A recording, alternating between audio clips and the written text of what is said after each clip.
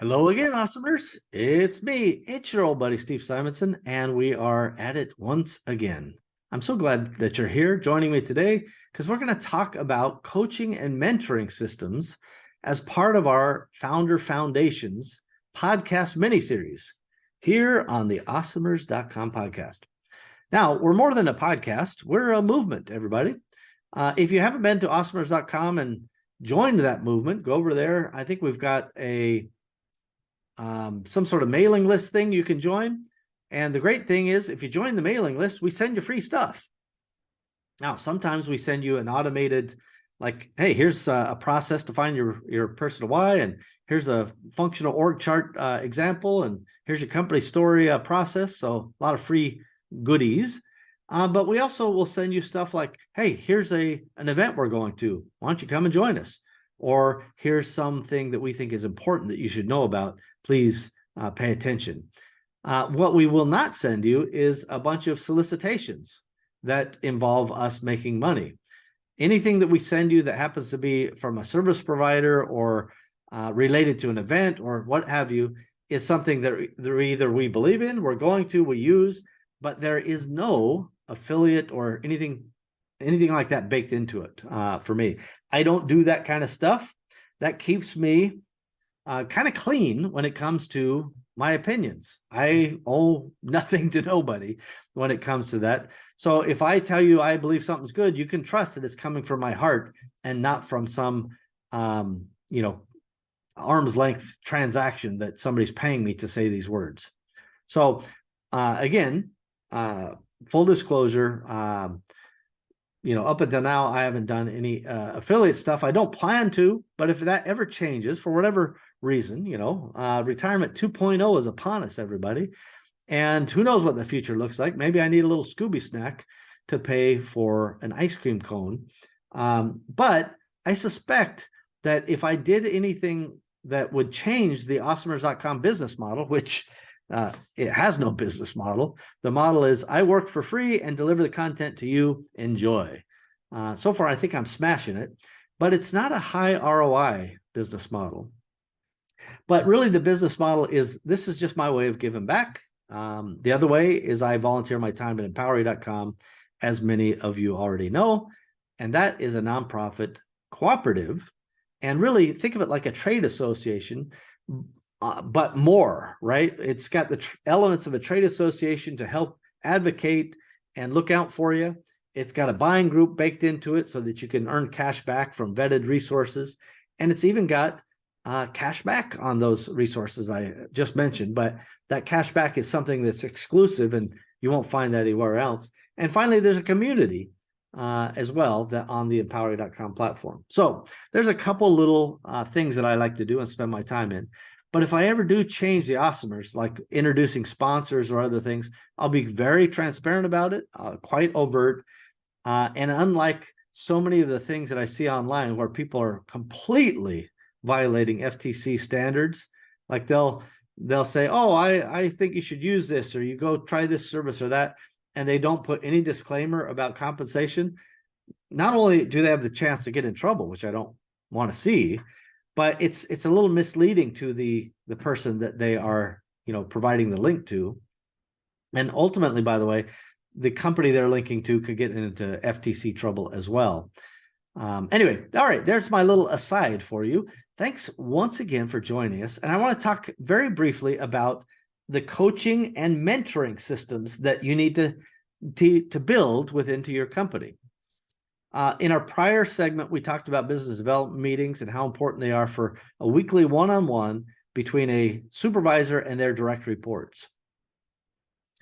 However, that doesn't mean you're done when it comes to team developments. Those meetings are purely functional, right? It's 1 week. It's a short specified time. It's meant to be predictable, and it's meant to be very pragmatic, very focused on the here and the now, not on the big, bright future that you hope that your employees have with your company. So that means you need to spend a little time thinking about the coaching and mentoring systems. Now, I did allude in one of the prior episodes to some training that we've brought to bear that Google is helping subsidize. We have other training as well in our repertoire, including this type of thing that I'm showing you now. And so those types of things can be part of that coaching and mentoring system, where when somebody achieves a certain level, they deserve a little extra time from management, maybe upper management, or maybe HR, to take them into some of these additional opportunities so they can build their skills and they can be coached and mentored in a way that is special and unique to them and helps them focus on their strengths. So one of the prerequisites for this concept is I highly recommend that you use some sort of process to evaluate their strengths. We use StrengthsFinder and strengths-based leadership as our core foundation, and we send them a link that where they go take the test and they get a copy of StrengthsFinder, and then we can help them not just understand their strengths and see the reports from that. That's kind of a nice little tangible immediate high, but then we want to help them develop those strengths. We also help them become aware of the so-called basements, right? The strengths are when you use them really well. The basement is when you haven't achieved that strength. Or as I like to say, because I'm a Star Wars generation kid, you're living on the dark side of that strength. An example, one of my brothers has communication. He's brilliant. He's bright. The dark side of communication is you can be a blabbermouth, or at least perceived that way. And so one could argue, if we're in a meeting setting, then we might send a little love note over, whether it's verbal or otherwise, and say, hey, why don't you check on the old communication strength there? And that's kind of like, oh, message received. And that nomenclature becomes very powerful within your company. By the way, it works on me too. I have ideation, and people can, go, hey, Steve, maybe now's the time to pump the ideation brakes and let us do some freaking work over here. We're tired of hearing about your next harebrained scheme. We need to do stuff. And that's fair enough, right? Sometimes you actually do need to have that back and forth conversation and realize that, yeah, maybe you're trying to do too much too soon. I will say that entrepreneurs are impatient in the core of us. And, if you're a team member or, somebody working for an entrepreneur, I feel for you, but know that it comes from a place of, genuine hope and desire and passion. But entrepreneurs, we have to check ourselves and go, you know what, maybe this timeline is not super realistic. And we've got to, again, pump the brakes for a little bit. So the objective for me is, how do you integrate those coaching and mentoring systems into your business, into your management systems? And my advice, first of all, is if you have more than 5 employees and you're planning on hiring at least 5 more employees, one of the first hires should be an HR leader. Doesn't have to be a VP of HR. It can be a HR associate if you want to start them, or HR manager, however you want to think of that position. But finding somebody who can, A, help you systematize your recruiting and HR process, but also systematize that coaching and mentoring, because they can be one of the people that meets with the team on a semi-frequent basis. I shouldn't say semi-frequent, on a scheduled systemic basis. So let's just say quarterly.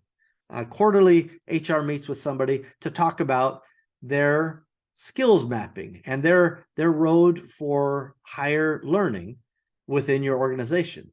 This is so that you can help bring somebody's skills up. And that is a worthwhile goal, not just for the individual who's building the skills and they're learning, but it's extraordinarily worthwhile for your company to have people continuously learning and getting better and better.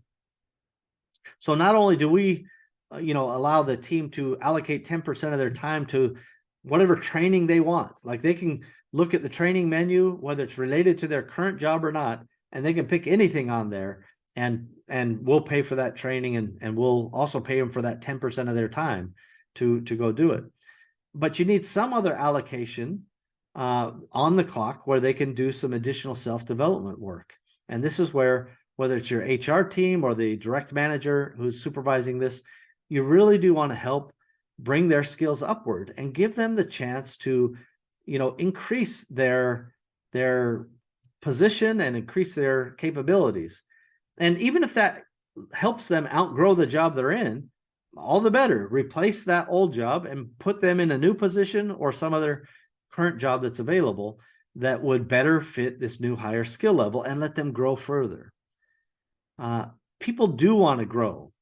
People do want to get promotions. We do have to be aware of the so-called Peter principle, where people tend to get promoted to their level of incompetence.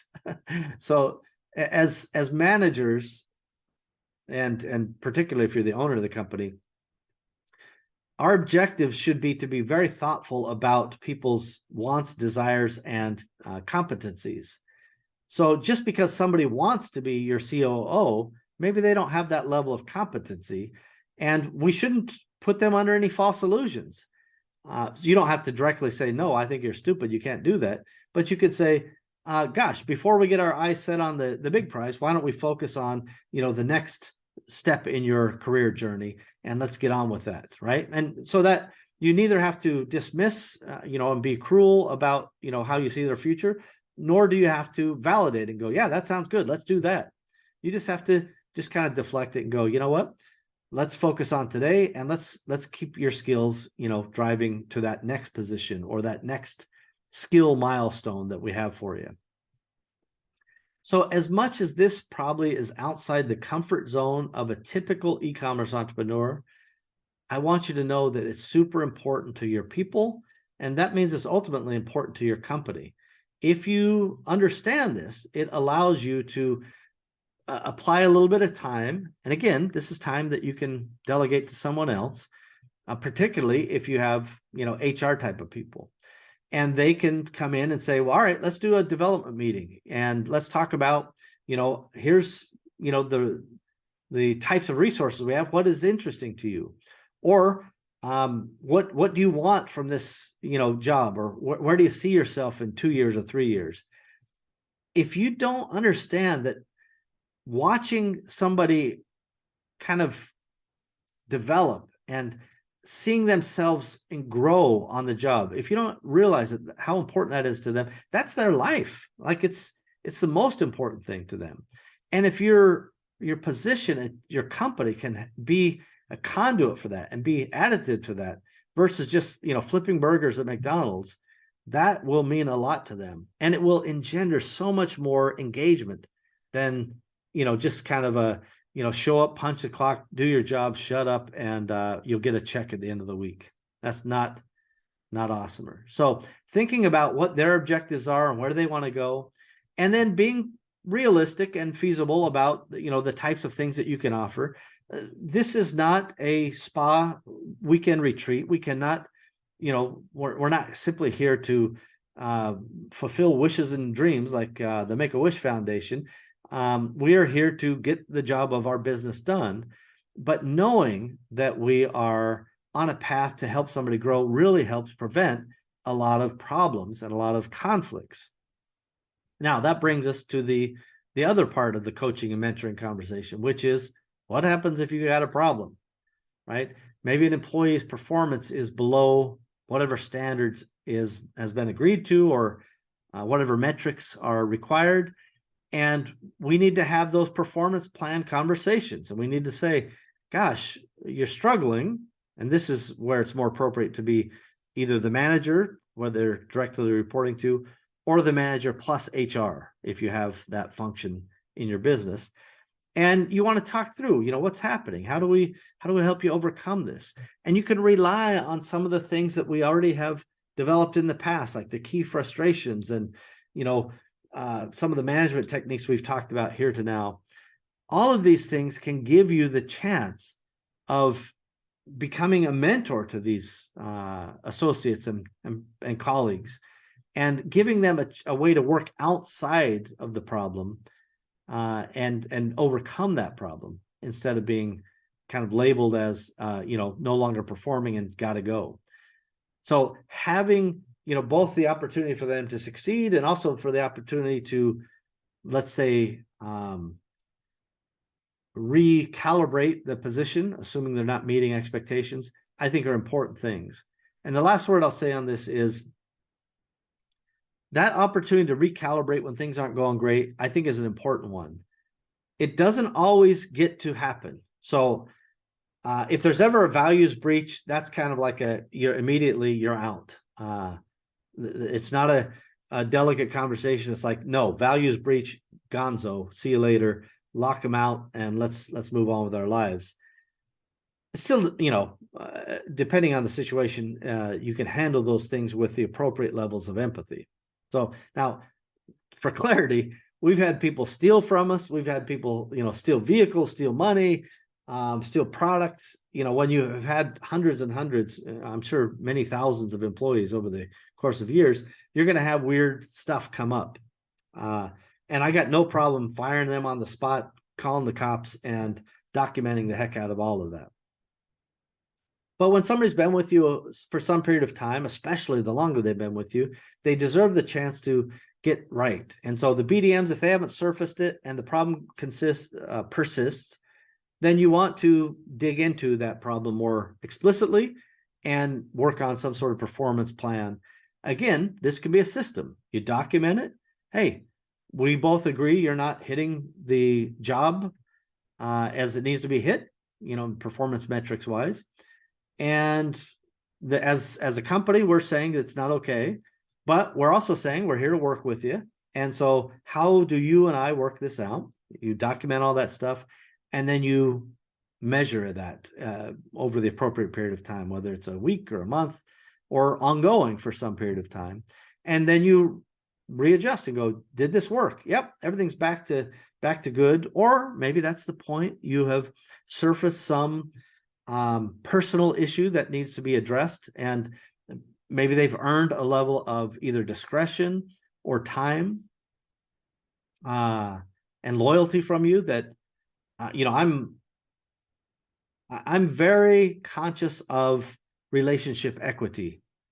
And so if somebody's been with me for a long time, I have wonderful humans that I've had the pleasure of working with for over 2 decades. Right. So people that I've worked with over 2 decades, and I wouldn't want to lose them for any reason. And so if they face some lightning bolt, I'm right there at their side. I got their back, right? I want to be there. And even if there's some short-term financial discomfort for me or, non-optimized ROI, that they've already earned that equity in the relationship. And I'm going to be there for them, just as I know they have been there for me these many years. By the same token, that math is if somebody's brand new and they're not showing up, almost regardless of the reasons, I don't have enough relationship equity to spend on that. I got to just move on. And listen, you can say I'm callous. You can say I'm, I don't know, a bleeding heart. You can say whatever you want, but that's how I do stuff. And I think there's some lessons that you can take away and inform your own decisions on what kind of manager you want to be. All right, so mentoring and building of relationships, obviously quite important, but particularly as it relates to employees and team members. If you can't be a good coach, if you can't be a good mentor, or you can't develop your managers to be coaches and mentors, you at least should get HR in there to help you with it. And at some point, you're going to want HR to really take the heavy lifting off of you when it comes to recruiting and the interview processes and all of the systems in HR, which we won't have time to get to. But all of those, that's a whole nother system and a whole nother process. And yep, you've guessed it. A lot of that's already mapped in Parsimony. Anyway, everybody, I hope that you understand our objective here. Developing and maintaining amazing team members over the long haul is ultimate in terms of retention, equity, and benefit for not just ourselves as greedy capitalist business owners, but for our people as well. Everybody wins if we do it right. Thank you.